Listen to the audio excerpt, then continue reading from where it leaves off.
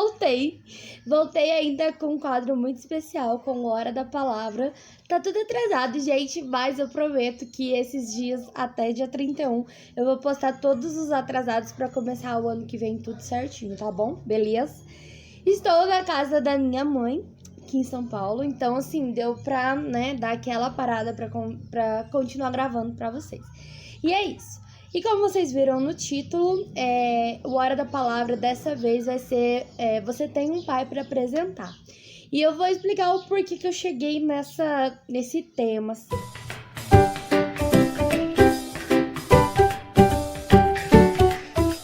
Então, por muito tempo eu fui a menina que deixou ser carregada pela marca do abandonada pelo pai e tudo mais.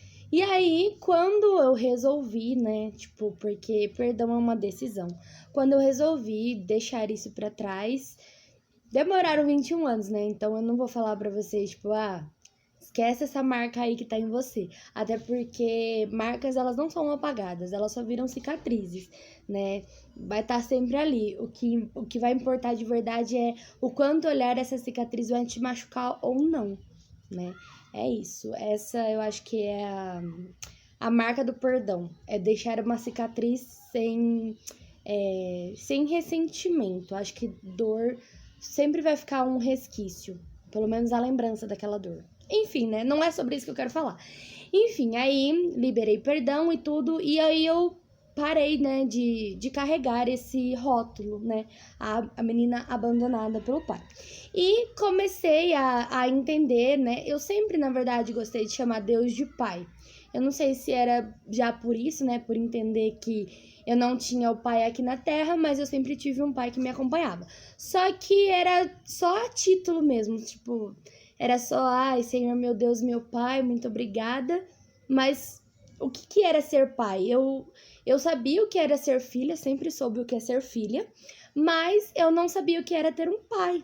E aí eu quis atribuir pai numa pessoa que você tem que mergulhar muito no relacionamento para você conhecer, né? Porque não é visível aos nossos olhos.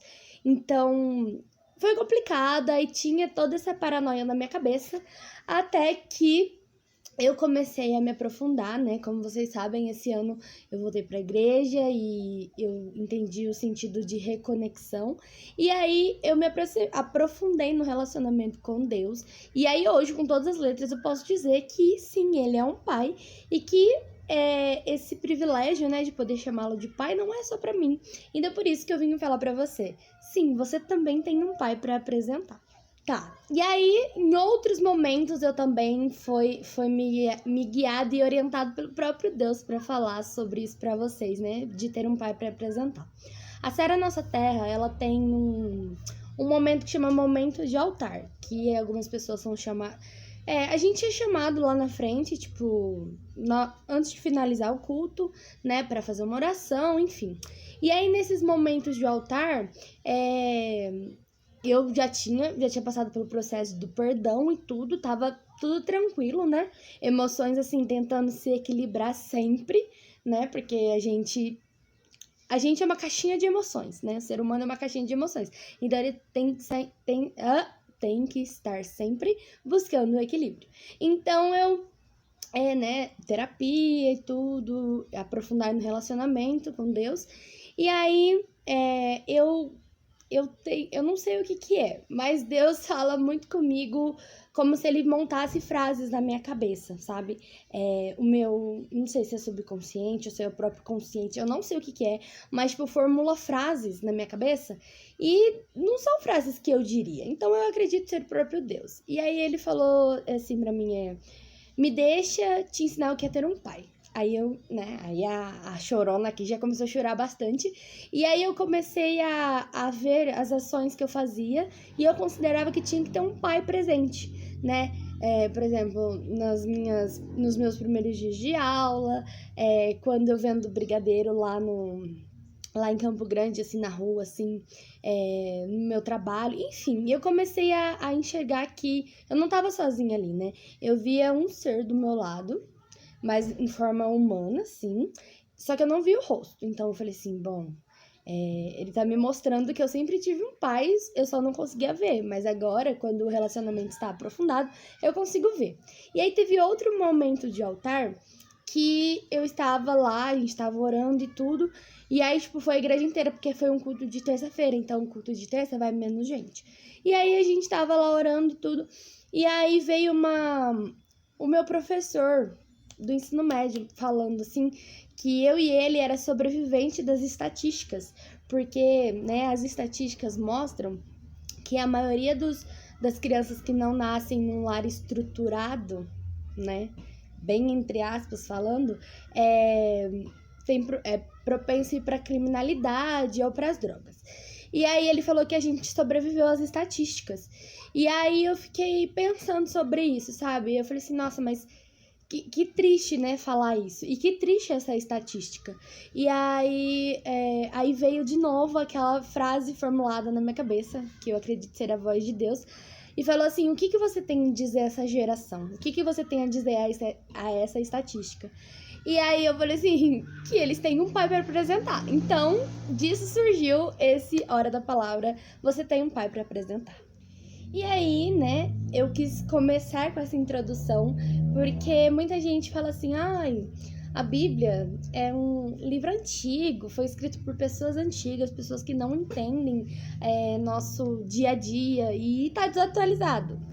Mas não tá, gente. Eu só quis contextualizar para vocês verem que a Bíblia, ela fala com a gente quando a gente está disposto, quando a gente pede orientação do Espírito Santo para ler a Bíblia. O Espírito Santo fala com a gente. E que as coisas que ele fala através da palavra de Deus, ele fala também sem a palavra de Deus em momentos que você está entregue a ele. Então, eu quis contextualizar coisas que Deus me falou sem estar lendo a Bíblia, para vocês verem que a palavra se confirma quando afirma que Jesus é o mesmo ontem, hoje e será eternamente. Então, assim, o que ele fala comigo pela Bíblia, ele também fala nos dias de hoje, através de inúmeros momentos. Na verdade, o Espírito Santo, Deus, Jesus, está falando o tempo todo com a gente.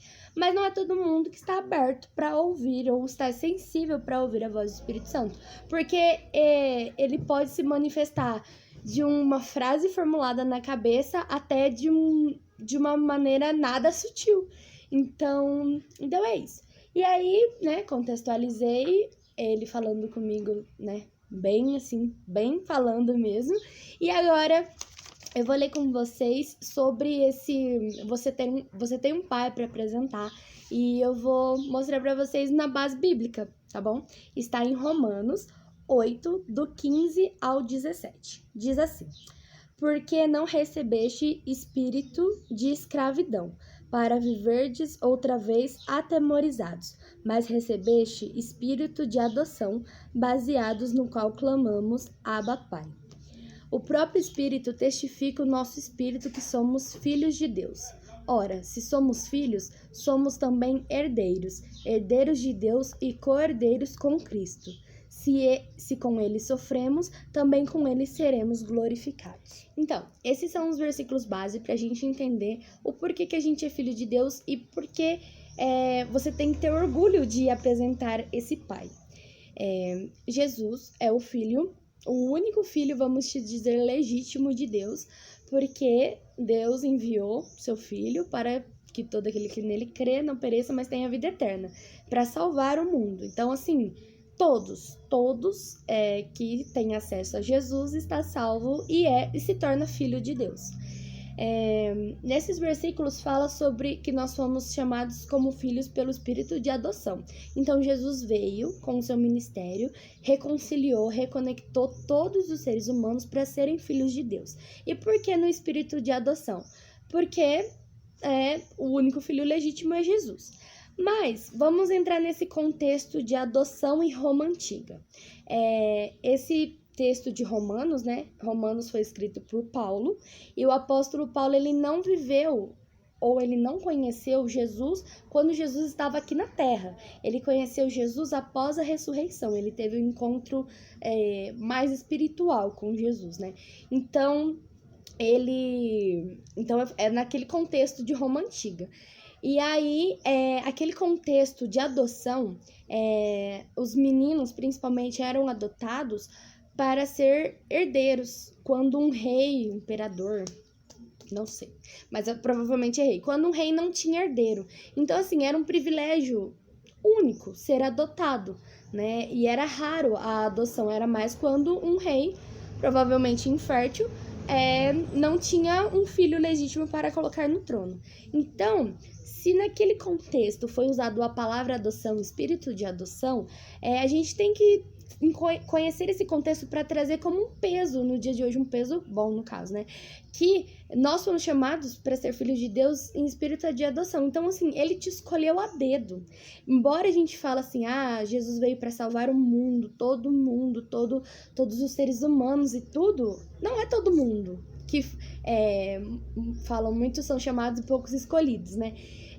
Se você pode chamar Deus de pai, é porque você foi escolhido a dedo. E você decidiu que ele é seu pai também.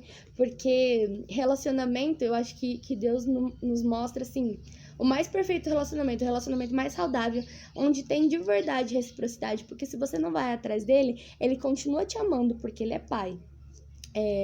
Mas não tem reciprocidade. Ele não vai até você, ele continua te amando, mas você precisa também da sua parte. Mas voltando sobre filho. Então, assim, quero dizer pra você que sim, você tem um pai pra apresentar, porque Jesus veio aqui, fez tudo o que precisava fazer, e hoje você pode chamar ele de pai, assim como ele te chama de filho, se o relacionamento for de mão dupla. E agora eu quero ler com vocês 2 Samuel 18:33, que diz assim: Então o rei, profundamente comovido, subiu à sala que estava por cima da porta e chorou.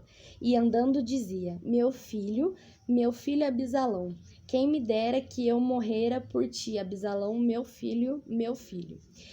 Nesse contexto, o rei Davi estava sendo perseguido pelo próprio filho, porque o próprio filho queria trair o pai para tomar o seu lugar. E ele chorou, e ele teve misericórdia, ele teve compaixão. E a mesma coisa acontece com a gente. Por mais que não é consciente, algumas atitudes fazem com que nós passamos para o papel de inimigos de Deus. E ainda assim, Deus se importa com a gente, Deus acho que chora, na sua alma ele chora, esperando ansiosamente que a gente, esperando com expectativa, que a gente o reconheça como pai, para que muitas das nossas emoções sejam curadas, porque tem vazios, né, no caso que eu falo, né, eu não tive a presença do pai físico para substituir pelo celestial, mas não é só um pai, só um familiar, acho que qualquer vazio, só esse Pai Celestial vai poder preencher. E ele espera que todo sacrifício de Jesus nos faça lembrar que ele é o Pai que, por amor, nos traz de volta. Então, eu quero dizer para você hoje que, independente do seu passado, do seu presente ou do que virá acontecer no seu futuro, você tem um Pai para apresentar. E que você possa ter entendido, que o Espírito Santo te conduza a entender cada detalhe, cada preciosidade desse pai que você tem. E é isso. Curta esse vídeo, compartilhem com quem vocês quiserem, se inscrevam no canal e até já. Num vídeo que vai sair, pode sair no mesmo dia. E é isso. Beijo! Como que eu cheguei... Dessa vez você. Por isso que. Não vou falar isso. Será que eu falo isso? Morreu. Não. Horrível. Então, era um privilégio a adoção, porque você tinha muitos privilégios. Era um privilégio porque você tinha privilégio. Não? Peraí. 2 Samuel 18.